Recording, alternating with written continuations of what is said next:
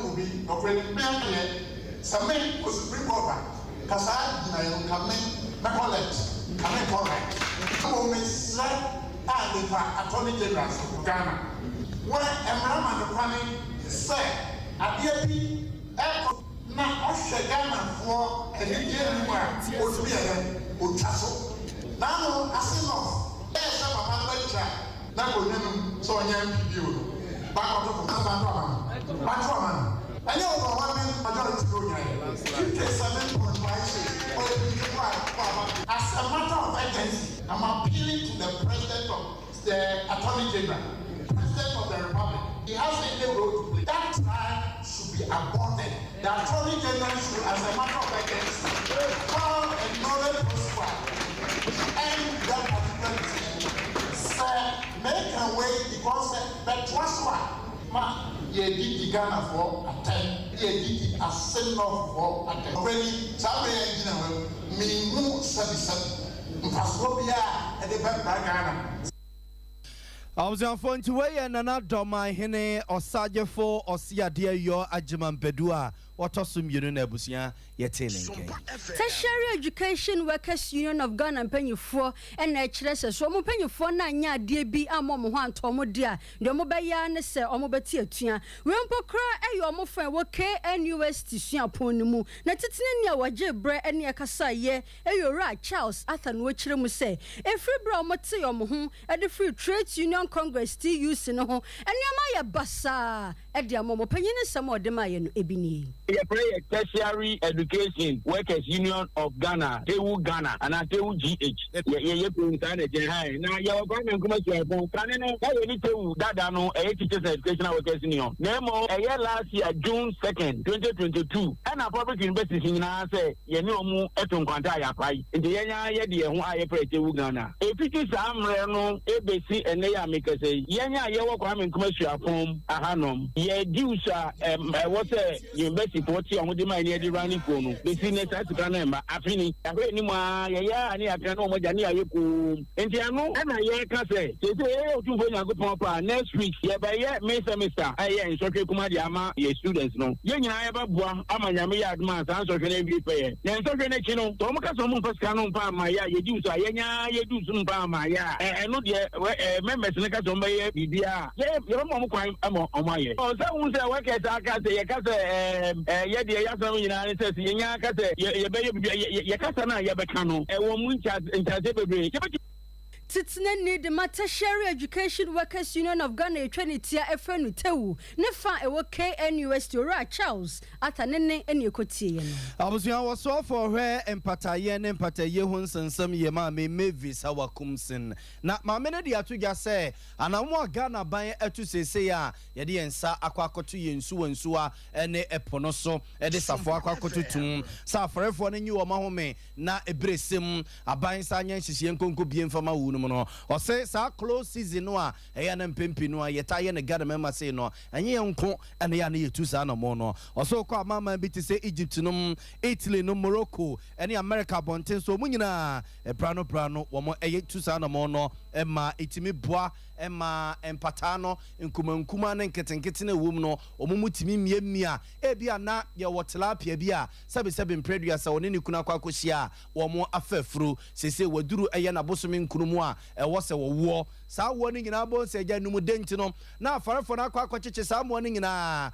wanwo ye bedai ene akwakonya ensesawa ene adwene mobo wanom ne adeadea no se saa na muntu no enye se bia aban na enwene afarefo ho ni nyina eye se beye no mo ebedidi da na nkoye se bia wo mo ekwakodi prekope ama empata ne nyina akwakosa ma me Mavis Hawa kumsinsem wo de tudwa kakrani na ye na ye nyim se enam na wo punu no pressure abaso ana ya kasa ye nyoma ye ya enye ebini ne ye use DDT ye use dynamite ye use monofilament ye use ayesika the blue light fishing na ni na ye de kwa punu so eti ama epo enam no akase ne nketwa ni na efa na say it not near your shehan na enam na sa e dey na ye bedi bio na science for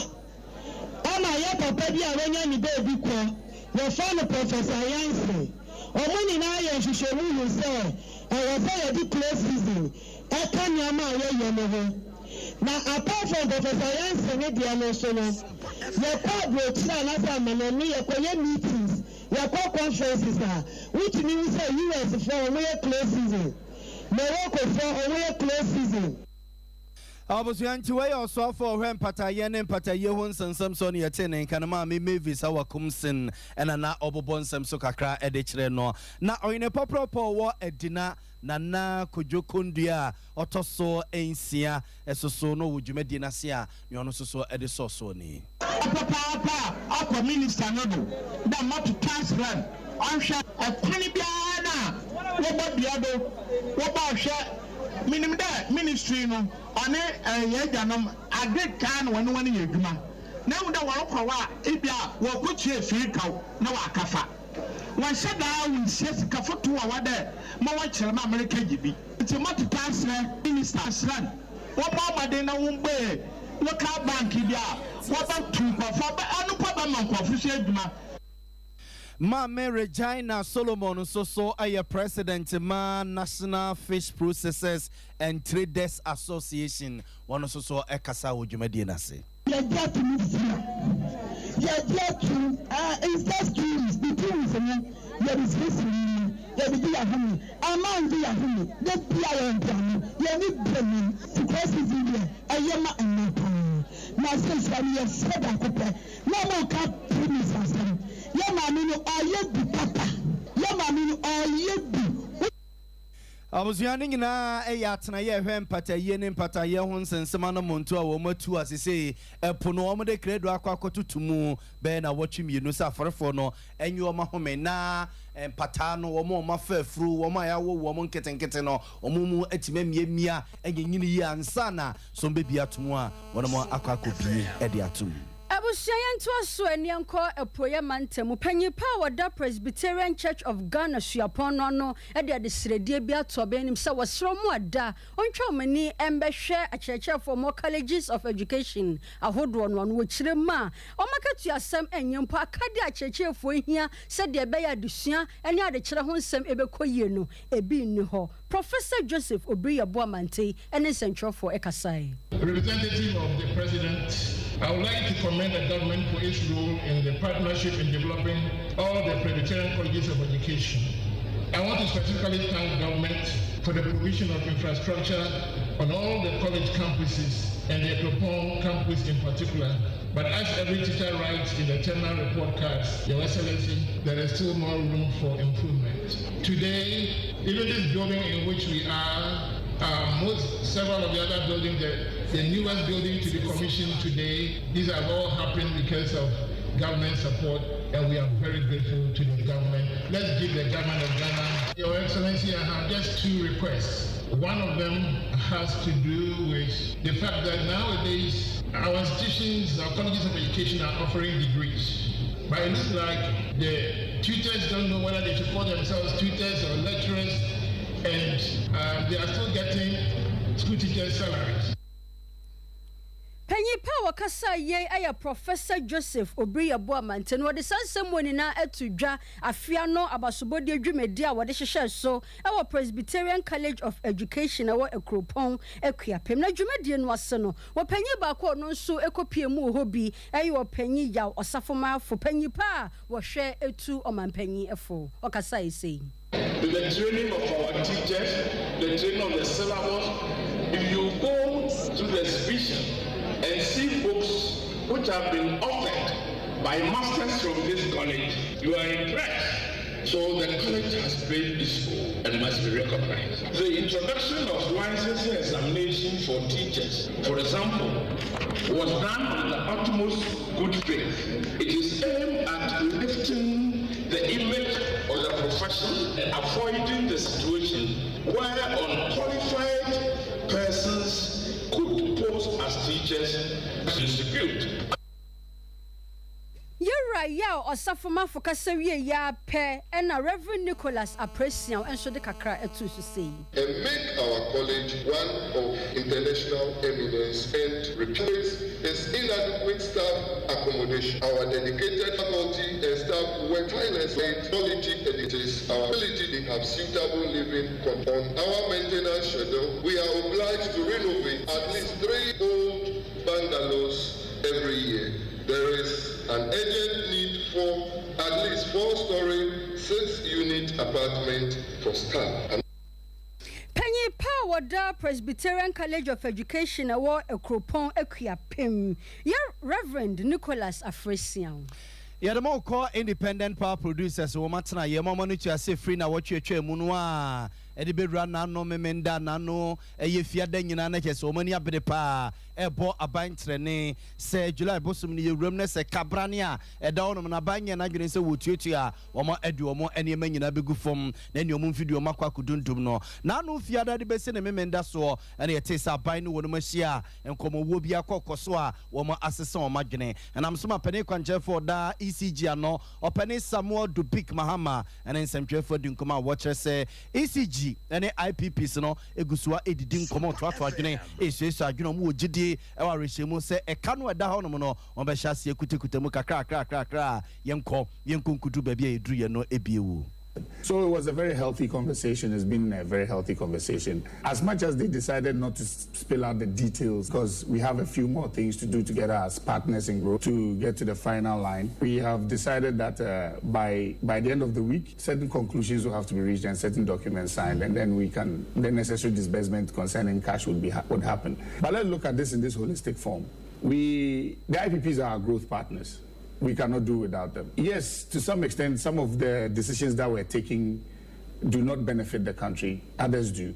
So we are at a point where it's unique, but it's a special time that through all of this adversity, we can turn it all around. When somebody sits down and says, not the take or pay, it's not the take or pay, you should ask the person why. Because you've contracted beyond a certain capacity. So that means in the end, if the average Ghanaian pays the exact energy you sold to them, the idle capacity, who would pay for the idle capacity? In this where your penny Samuel Dubik Mahama on a penny kwanche for wada ECG adwuma no ano.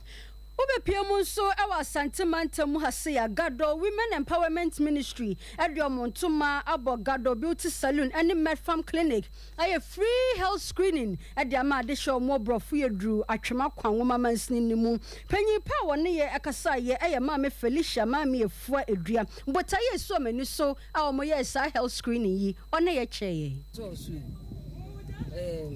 make us health for the be ta kase. Prevention is our business. And you can say, "Chema yari ene ba ansana walk hospital." But wa no wa come dey say the niemeko. Tumu say niemeko na baby atochiwa na walk hospital. Bi anto chu na was say Sompa FM. Na walk mu mo akọ. Ya bo ntina won yari ansana walk hospital. The nti na mechanism. Because nipa kono be so adwuma ye na bia nkunkura ba na onim se de nkun no esi edi ye adwuma na se fa so bia ni so the education ni de ye ba se ye ka so mo be so adwuma no eso ate Mama Felicia mama afua ka se wie ya pe na mansin no panyi kwanche for wada Ghana Health Service no ano Yera Joseph Adomako enso kasa kakra me na me da apomde ano ewo mansin mu na se obi ebe boyen wo ya pom den dia na ma me ameda pom ano no na ye manager kese menka pi meka kakre na dia meka ye adesra me de to brofu edumai anim ene se ni biase ye den kono sana pom den so ebo ye den se na okwa pom den ayarse bia wo insurance na unkura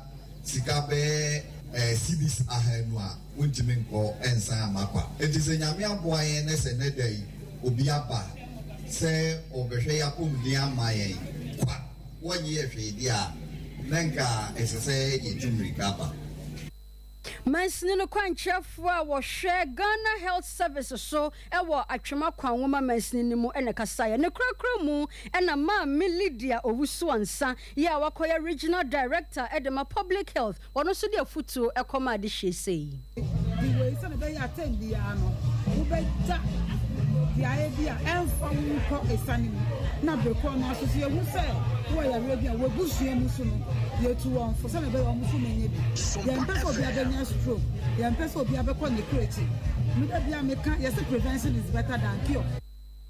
Maame Lydia Owusu Ansa, Regional Director Edema Public Health nene enyekoti. Abujan for National Labour Commission in Penning for Nanteti Abatos on Perfect in Samja Faponosan pay HSA Santre Nibia Trades Union Congress in Penning for Bo said you may phobia Muye Jumo Sonny Asogle Power Company Limited Nimu Abemi and San and Penning for Far and Trekis and Efrakadam Kobusi or Madia or Makachro Moso Monsan for Majumama Womwa Bisine as a Sonny Asogle in Penning for no Ayas or Ding and Pesomadi said you may phone Jumabesamo. No, Wama Ayane say, Sebibia Mammy Chemua, or don't for Yaduma Branda Ebe, Wama Edu Munkuno Munkaka Egufom, Ghana Jumay Fonina, a cost strike, Cosise, and Penifon Besses or Magine, Asa Afresa Nipanua, no more Jumo Company Numua, Wama Efa, Echesenia Sakwebisi, Omadi Bra, Wanama Anya Bonibia, Enumo, and a National Labour Commission in Penning for Yatete, so Omasamai, TUC in Penning Fonina.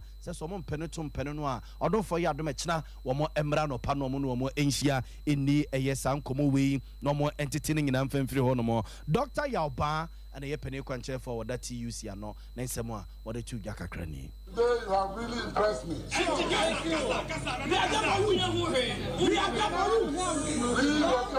We are not against any investor coming to Ghana. Yes. But Sunan Asogli $750 million cannot buy our rights. No way! So today, we are demonstrating to the whole world that unions in this country will exercise their rights. We will not allow our 3 colleagues to be dismissed.